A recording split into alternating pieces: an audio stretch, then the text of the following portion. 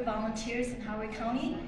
So I first met Cliff back in April 2017 when I convinced him to do the climate march with me in DC. Right? And then 8 months later, Cliff became my right-hand person to lead the Mid-Atlantic Regional Conference in DC. That year, you know, Cliff was just really essential.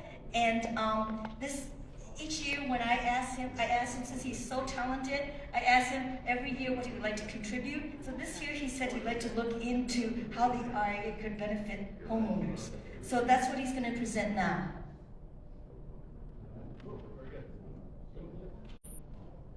Let's see. First of all, I've got a pretty loud voice. Can you all hear me if I don't use the mic? You guys should use the mic? All right. All right. I'm just not good at this, that's all. Is this on? Yeah, very good. Okay, folks. I'm Cliff Strawich. I'm going to talk today about how the Inflation Reduction Act can help homeowners transition out of fossil fuels. Let me say at the outset that the intention here, don't bother taking notes. The intention here is to make this freely available to all of you. So all the websites that I mentioned and things of that sort, you can actually, extract from the PDF version that we're going to provide. Okay, this is probably silly for this group, but what the heck is the Inflation Reduction Act? Of course, it's a new law that implements the largest clean energy investment in the United States has ever made. It's to the tune of $369 billion. For homeowners and renters, there are upfront discounts, tax credits, and eventually there's supposed to be low-cost financing as well. And of course, all of these incentives aim to help the Americans transition to all-electric homes. So one of the things I think it's worthwhile asking is, okay, if we actually execute this law, we execute permitting reform, we put new transmission lines, and homeowners adopt this big time, how much emissions can we expect? Oop, what happened?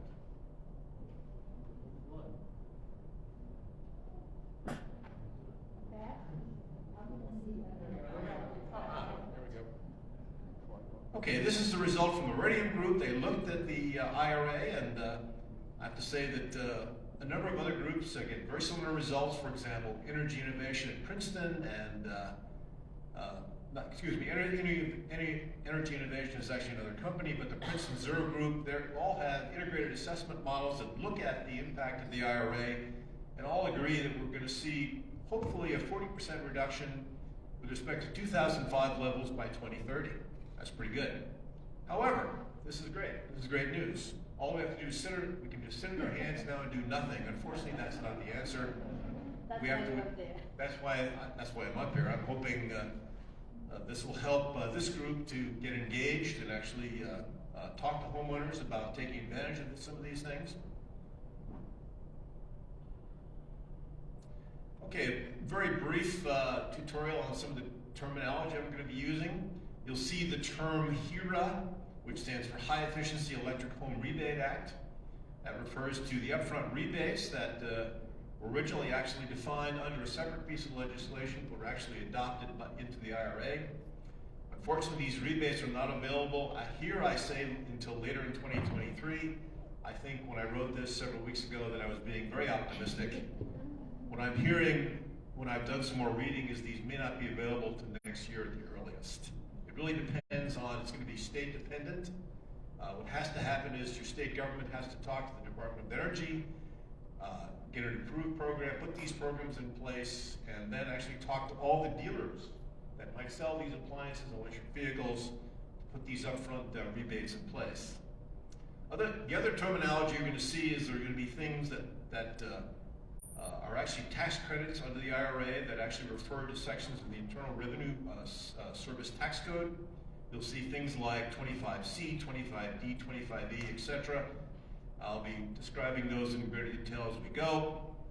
If you care to, you can go to that website at the bottom of the page. That's an IRS website that will tell you a lot about the IRS thinking about how they plan to implement these tax rebates. One more thing I need to define are the income categories used in this law.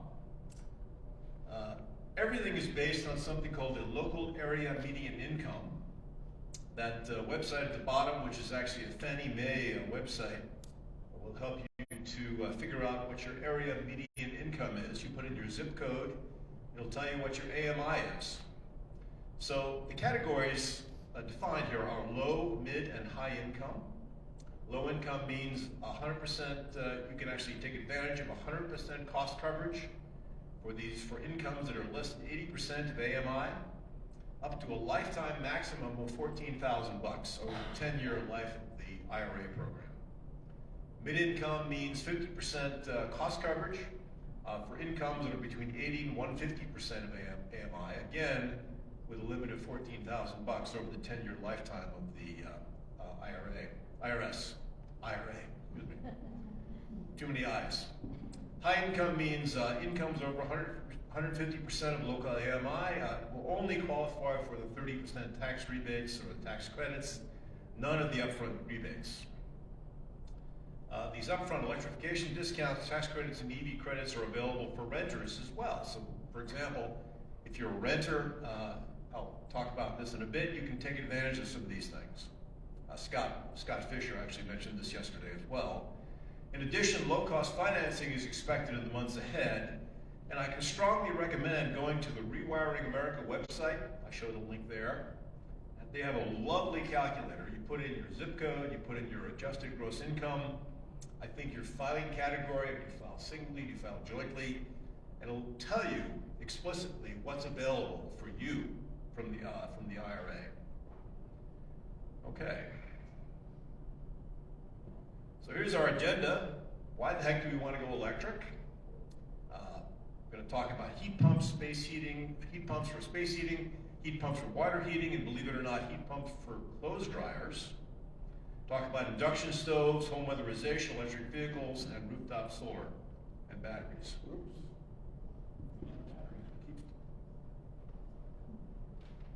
Why does it keep doing this?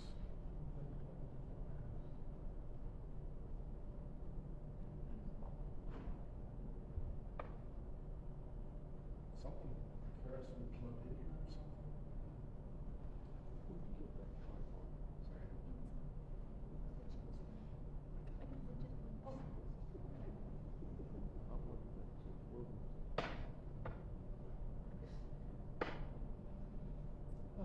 Oh, there it is. There we go. Sorry, mate. Comes out.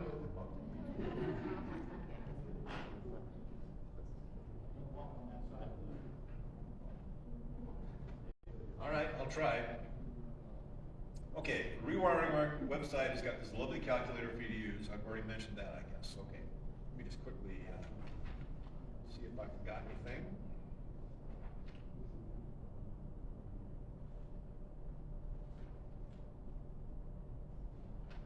Looks good.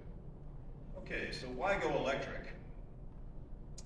Well, it turns out 42% of energy-related emissions actually come from our homes and vehicles. That's a big number. Some of the benefits of going electric are you can save potentially up to $1,800 a year, on average, by going fully electric. Of course, burning fossil fuels in our homes is a major source of various pollutants like nitrogen dioxide, for example, carbon monoxide. A lot of these gases have been associated with childhood asthma. If you can get rid of your gas-burning stove, it'd certainly be a good thing. And of course, there's climate benefits that everybody knows here very well. And as Americans transition to electric, I've read that the demand for electricity is expected to either triple or quadruple, since much of our current energy actually comes from burning fossil fuels, okay? However, as we transition to electric devices, America's energy needs are actually expected to be cut in half by transitioning to all electric. That's pretty impressive. That's an amazing number. Okay.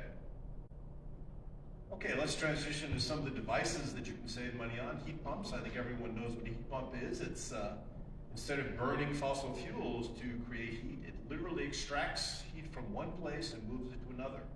So in the wintertime, believe it or not, it extracts heat from the outside, even if the air is cold, and moves it inside your house, and vice versa when you want to cool your home.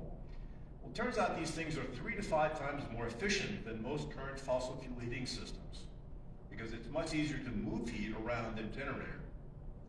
Because they're so efficient, they save energy and reduce emissions, even on today's electric grid. So, how much can you save? If you've got a natural gas furnace, not so much, $105 a year.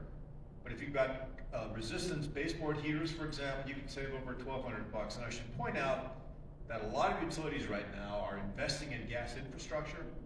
As a result, natural gas prices are expected to go up a lot in coming years, okay? So these numbers are probably lowballed. A lot of people ask, well, will they work? I have to admit, when I first moved to Maryland 27 years ago, we had a heat pump in my house, and it was frankly not very good. That's why I switched to gas, because we were cold all the time. However, heat pumps have come a long way. There's dramatic new technology that enables heat pumps to work down to minus 13 degrees Fahrenheit. In fact, there's some being developed by US companies that will work down to minus 20. It's really a matter of finding a cooling fluid that will boil at those low temperatures to extract heat. And I read there was an article in the Washington Post recently that said that heat pumps are being adopted like crazy in Maine. And Maine is certainly one of the coldest places in the US. And here's some more statistics. 60% of homes in Norway use them, 43% in Sweden, and 41% in Finland have heat pumps, so they work down to very low temperatures.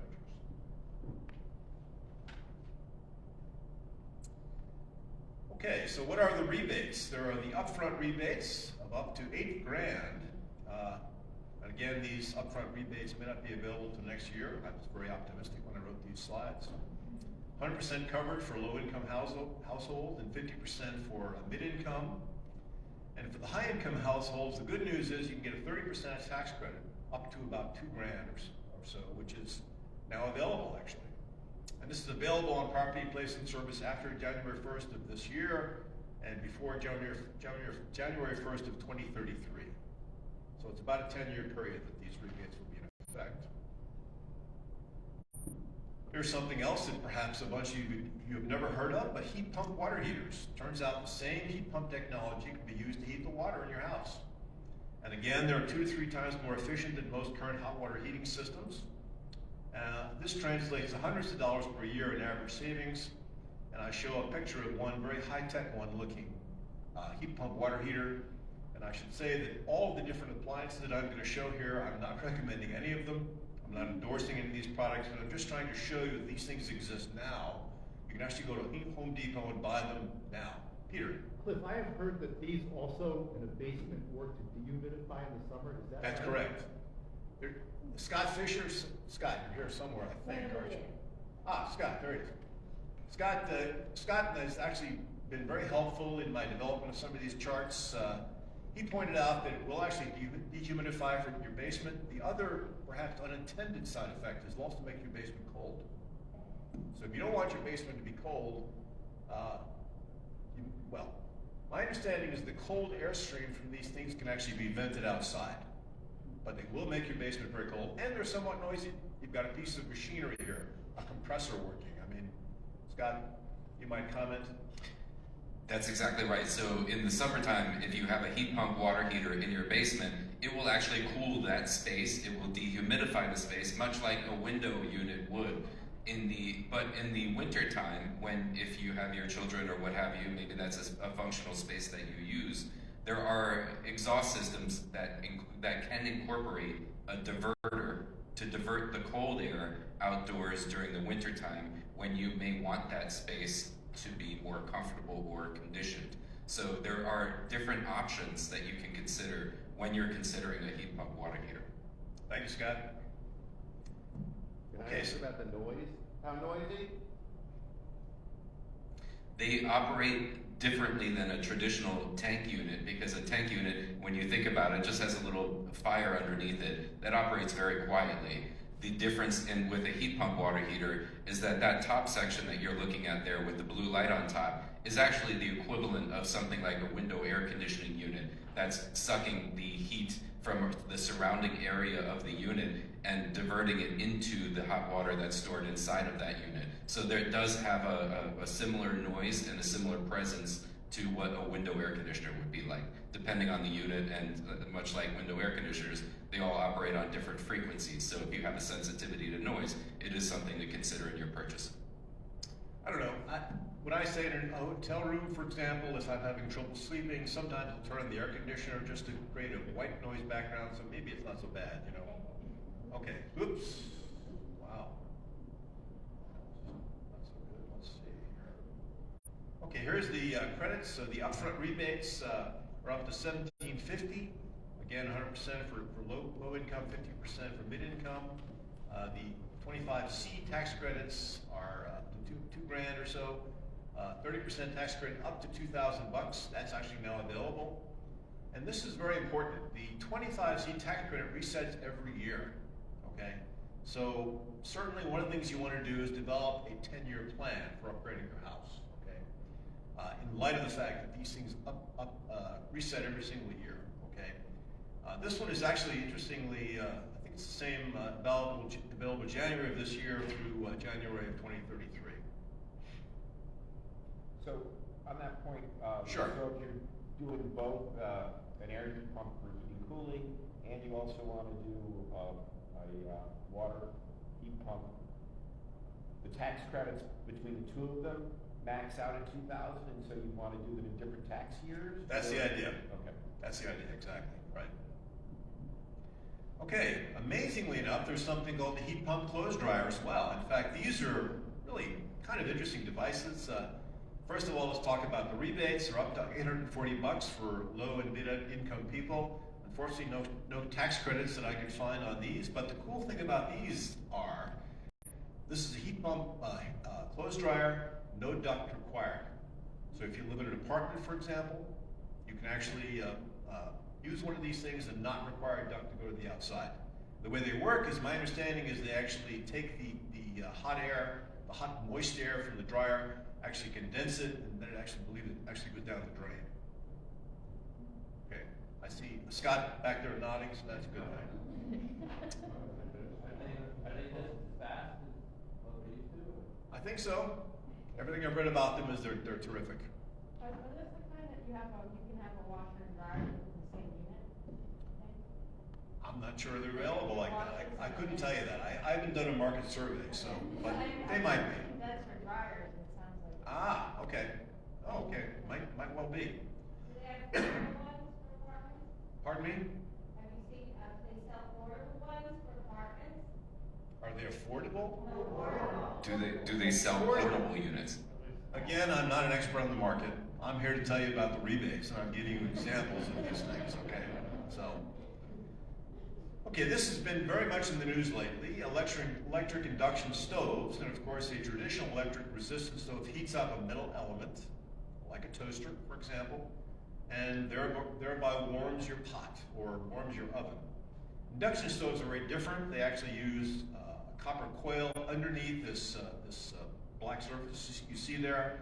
They create a time-varying magnetic field which actually heats the pan directly. It creates currents in the bottom of the pan which heats the pan. Okay, so certain types of pans, like copper pans, for example, that are low resistance, electrical resistance, won't work. Okay, but the cool thing about inductions is they're super fast. They're very finely adjusted, just like a gas stove is, and they're safe because the cooktop only gets hot when it contacts the surface. Okay, so you don't get baked on food. Okay, that's a concern with regular. And of course, the big plus is there's no methane gas used. Therefore, there's no indoor source of pollution like nitrogen dioxide or carbon monoxide. In fact, the NRDC estimates that national methane release from stoves alone is equivalent to the impact of 500,000 cars. Pretty strong reason to consider an induction stove, I think. And I show one right here, in fact. Pretty cool. In fact, you can put these induction coils underneath a countertop, and they'll still work just fine. You just have to mark the space in the countertop where you put your pan. Okay. This has been very much in the news lately. A 2013 analysis of 41 studies found that kids living in homes with gas stoves had a 42% higher risk of experiencing asthma symptoms and a 24% increase in the risk of being diagnosed with asthma over their lifetime. So these gases, I think it's mostly nitrogen dioxide, can be very irritating to the lungs. A similar study done in the U.S. found 35% of homes using gas stoves responsible for 13% of asthma cases in American kids. A little bit higher in California, apparently. They seem to have a higher percentage of gas stoves. So they're not good for you to have be burning fossil fuel in your house. Here's the rebates. The upfront rebates are expected to be $840, 100% covered for low income and 50%. No tax credit here is on this one. Big topic is weatherization. So weatherization, I think we all know what that is. It's a series of steps you can take to reduce your energy use in your home. Things like adding additional insulation, sealing air leaks, replacing old windows, for example, with high efficiency windows. These are all the things you can do. Sometimes your house gets so tight you actually need to provide some ventilation as well. And the first step to take is an energy audit. Unfortunately, I went through this last year before the rebates were in effect. Had the audit done. Actually, it's very convenient in Maryland. They'll do it essentially for nothing. They'll do a home energy audit.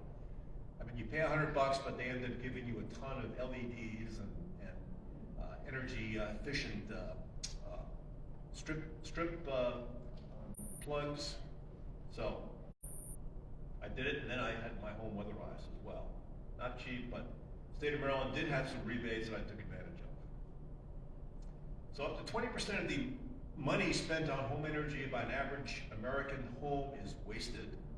So weatherizing can reduce your bills and reduce energy waste. In fact, for low-income folks, it could be even higher, maybe as much as 35%. So here's the rebates.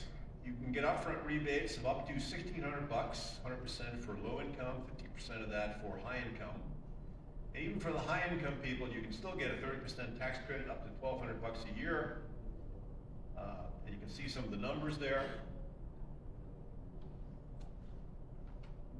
Now I should also point out that you can see from this that there's a $1,200 aggregate yearly tax credit maximum for all the building envelope improvements.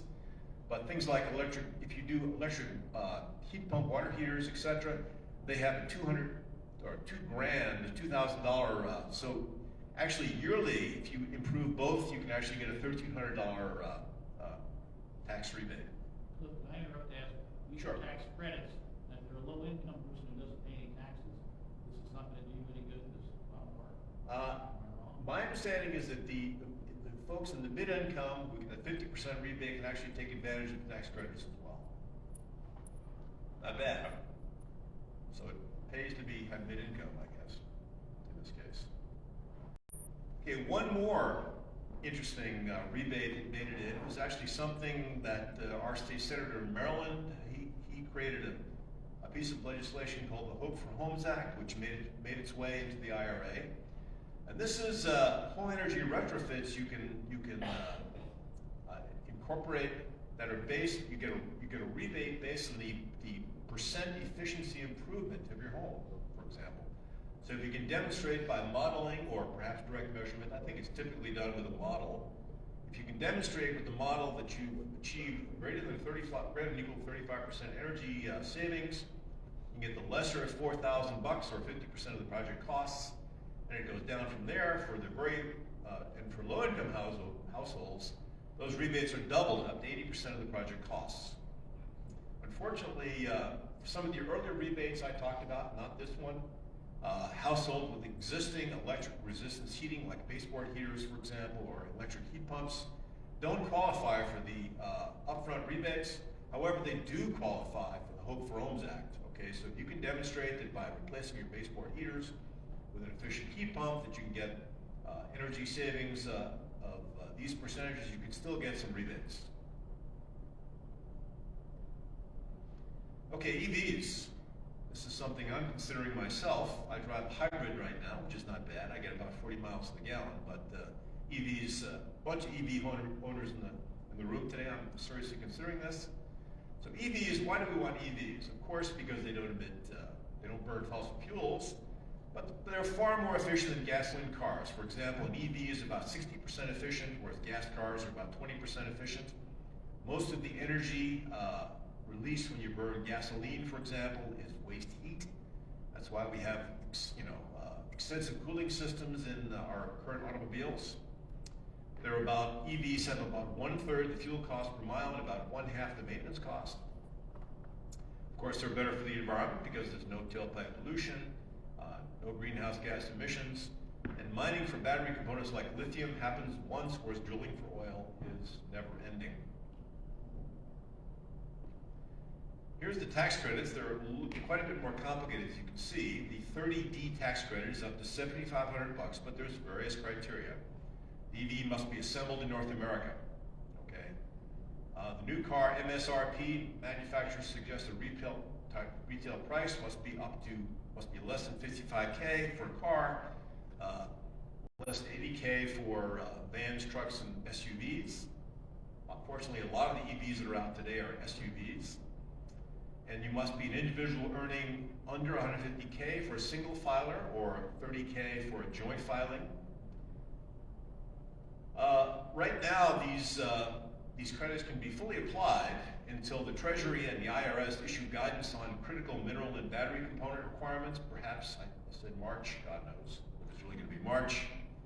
After that, it's expected that it'll be divided in half, so you get $3,750 tax credit if most of the battery's critical minerals come from the US or free trade partners, and another $3,750 if most of the battery components are made or assembled in the USA. And I read recently that a bunch of European manufacturers are now considering investments in assembling batteries in this country. In fact, I read recently that a Republican governor was in Europe recently trying to sell his state for European investment based on the IRA. Now, one small loophole is I read that if you have a leased EV, it'll qualify for the $7,500 tax credit now, but the loophole is the dealership gets the credit. However, if you can go in there and convince the dealership to give it to you, it can become effectively an upfront rebate. Right now, it's expected in 2024 the tax credits become transferable to auto dealers. So again, if you can talk them into giving it to you, it becomes your upfront discount. There is also incentives in the IRA for used electric vehicles. This is the 25E tax credit. For used EVs is the lesser of $4,000 or 30% of sales price. Again, must meet various criteria. Individuals must earn less than $75,000 or 150K for joint filers. EV must be at least 2 years old. The price cannot exceed $25,000. Must weigh less than 14,000 pounds. Must have a battery capacity of at least 7 kilowatt hours. That's roughly a 32-mile electric range, which is not very much. So a lot of vehicles will have that. However, there's no made in North America or sourcing requirements, so that's pretty cool. And again, in 2024, the tax credits become transferable to auto dealers, again, essentially converting them to an upfront discount. What about EV chargers? Well, this is a bit more restrictive. These are 30C, so you can get a 30% tax credit for an EV charger up to $1,000, but you must be living in a rural or low-income community. What does low income mean? It refers to communities in which one of the following applies. The local poverty rate is at least 20%. If you live in a city, a metropolitan area, the median local family income, get this, doesn't exceed 80% of the greater of statewide median family income or the metro area median family income. Wow, complex. But if you live outside a metropolitan area, the local median family income doesn't exceed 80%. If your local median family income doesn't exceed 80% of the statewide median family income, again, you are eligible. That link at the bottom will show you what your state median income is, if you care to go to that. How about this one, rooftop and solar? Obviously, we all love it because it produces zero emissions. And again, mining for minerals used happens once, whereas extracting fossil fuels is unending. Of course, the solar project plus battery storage can protect against power outages and guards against fluctuating electricity rates as well. Here are the rebates. You can get a 25D uncapped 30% tax credit for rooftop solar, which is available right now. For example, the average 6 kilowatt solar system costs about $15,300. A 30% tax credit would be worth $4,600, not too bad. You can get a 25D, 30%, again, uncapped tax credit for electrical panel upgrades. If it's done in conjunction with rooftop solar. Also a 25D uncapped tax credit for battery storage. So the average battery storage installation costs about $16,000. So that could be worth $4,800 to you. And the cool thing about this one started in December 31st of 2021.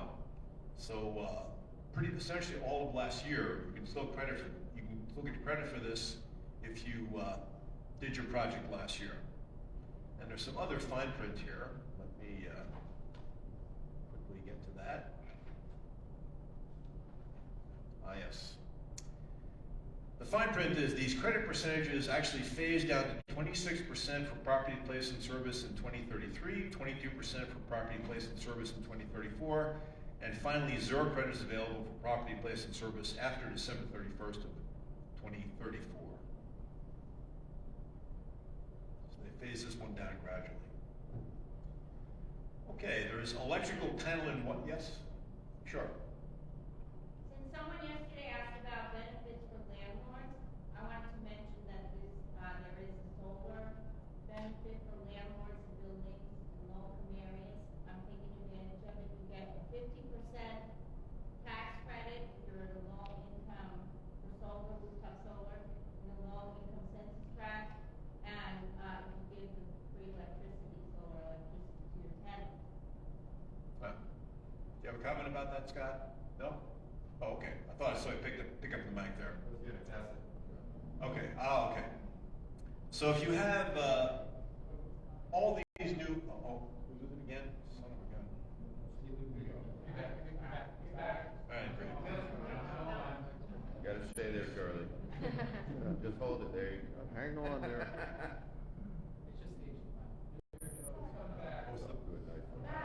Don't leave, Charlie. All right, I think we're good. Don't move. Boy, I've got to really constrain my wandering here. Okay, of course, all these new electric appliances may require, it's very likely, in fact, they're going to require upgrades of your electrical panel. So for electrical panel upgrades, you can get up to $4,000 in wiring costs, up to $4,000 wiring costs, up to $2,500. Wait a second. Oh, I see. Yep. Rebates for the panel costs up to $4,000 for the wiring costs up to $2,500.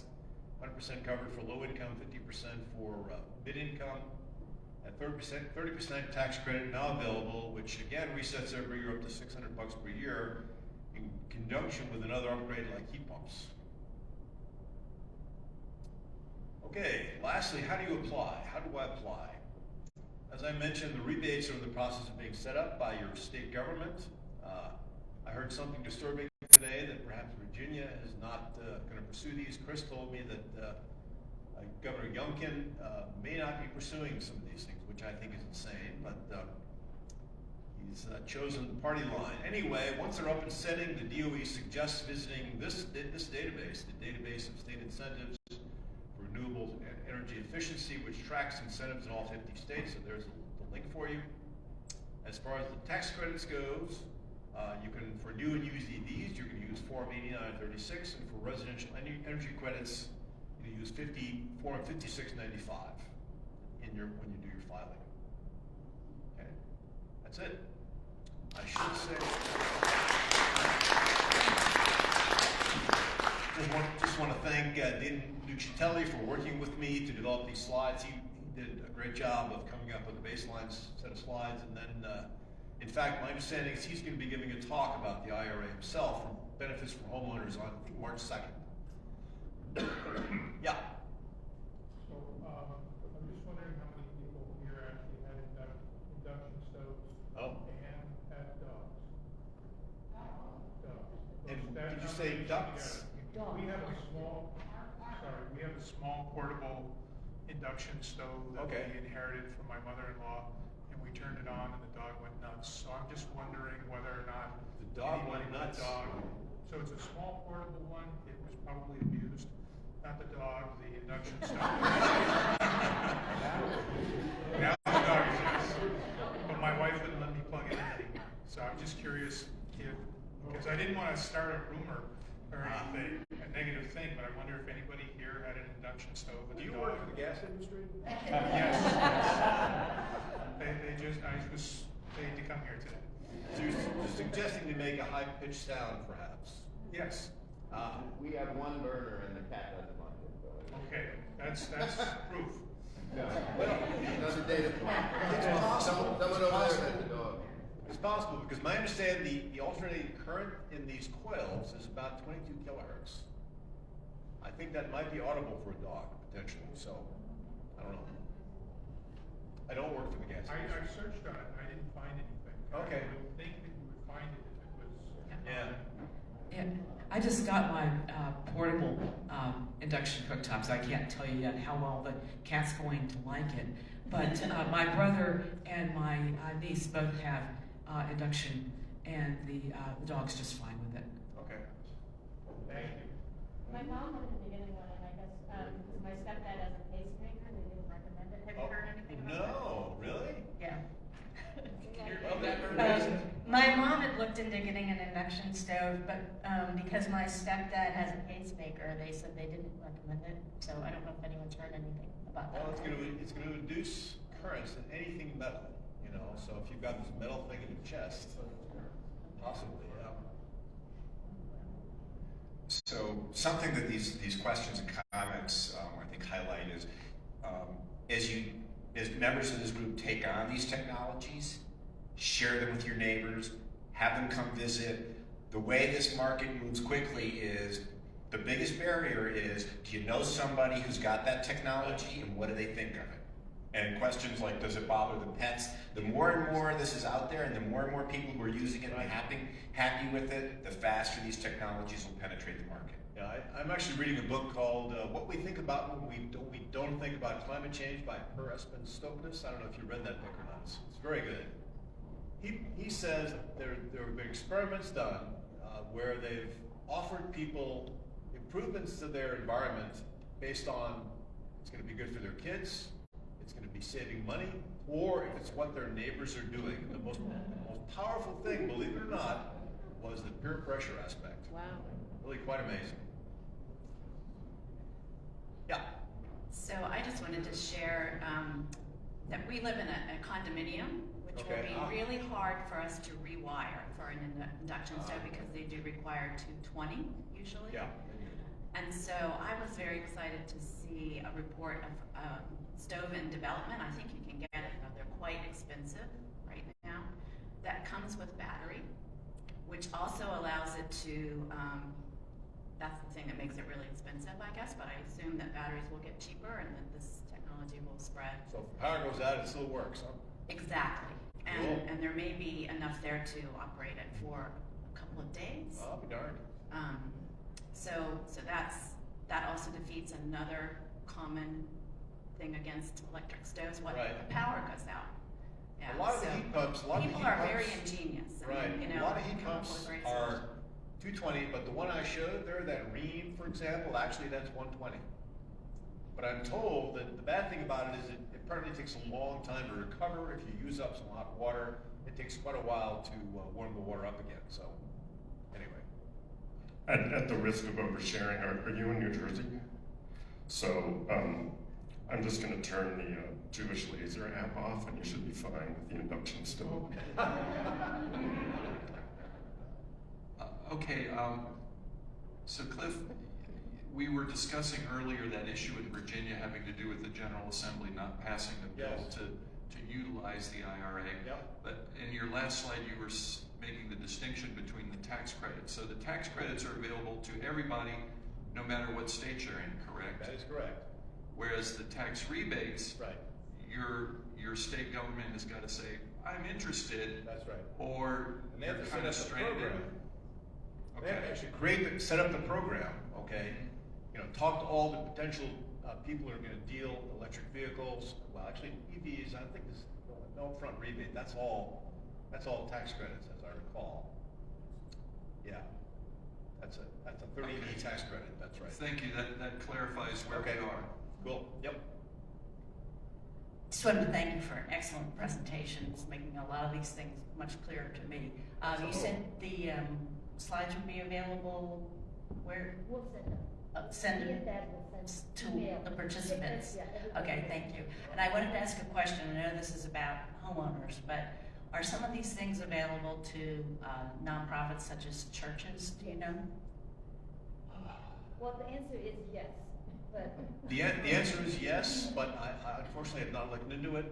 Maybe. I volunteer for some nonprofits in addition to CCL, and I'm actually quite interested in that. I probably will look into that to make them aware of it. But You right can now, talk to Abby Petaniti, because Abby was one of my interns, and she works for the other nonprofit that CCL, that Cliff is very involved with. That's the Howard County Nature Conservancy. And she's been the lead on looking into what the RA offers to nonprofits, and there's a lot. You basically get it through grant writing, you know, for that.